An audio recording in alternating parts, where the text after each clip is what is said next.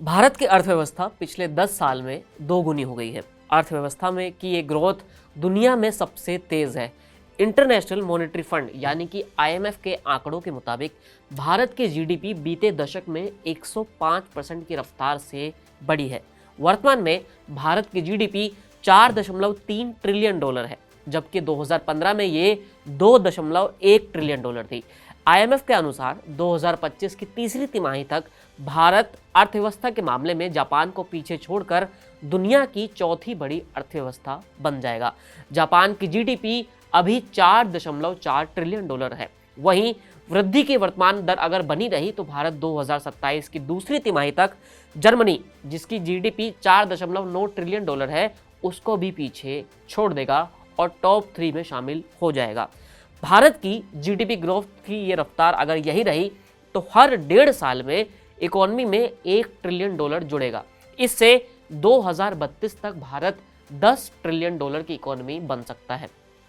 Commerce minister Piyush Goyal ने कहा है कि पीएम मोदी के कार्यकाल में भारत की 10 साल में जीडीपी दोगुना हो गई है। अब भारत दुनिया की तीसरी बड़ी इकोनॉमी बनने जा रहा है।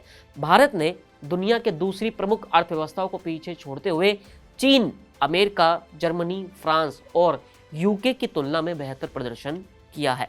साइज के हिसाब से शीर्ष 2 स्थान पर अमेरिका, जिसकी इकोनॉमी है 30.3 ट्रिलियन डॉलर, और चीन 19.5 ट्रिलियन डॉलर की अर्थव्यवस्था वाले जो देश है, उसके बाद भारत का नंबर आता है। लेकिन कर्ज के मामले में भारत दोनों देशों से मजबूत स्थिति में अभी भी बना हुआ है। मार्च 2025 तक अमेरिका का कर्ज 36.22 ट्रिलियन डॉलर है, वहीं चीन का कर्ज 2.52 ट्रिलियन डॉलर है, जबकि भारत पर सिर्फ 712 बिलियन डॉलर का कर्ज है। अब आपको ये भी समझा देते हैं कि ये जीडीपी क्या होती है।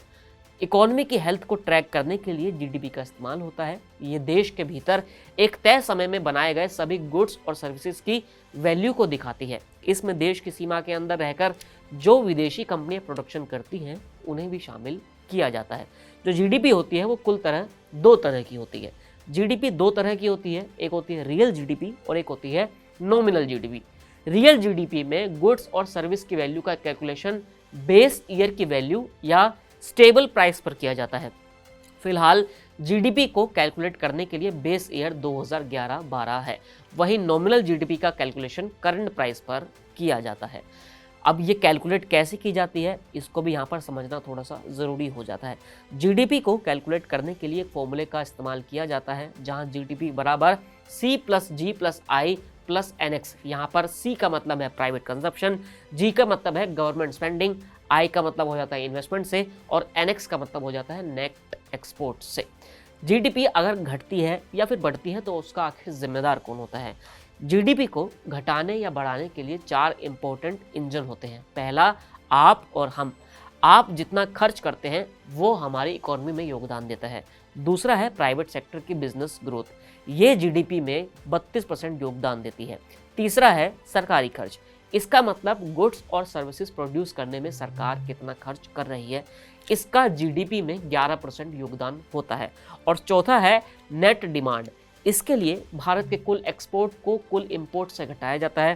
क्योंकि भारत में एक्सपोर्ट के मुकाबले अभी इंपोर्ट ज़्यादा है, इसलिए इसका इम्पैक्ट थोड़ा नेगेटिव पड़ता है। अब देखना ये होगा कि क्या भारत की अपनी जीडीपी की जो रफ्तार है वो तेज़ी से बढ़ती है या नहीं बढ़ती है। फिलहाल इस वीडियो में इतना ही, फिर मिलेंगे नई वीडियो के साथ। शुक्रिया।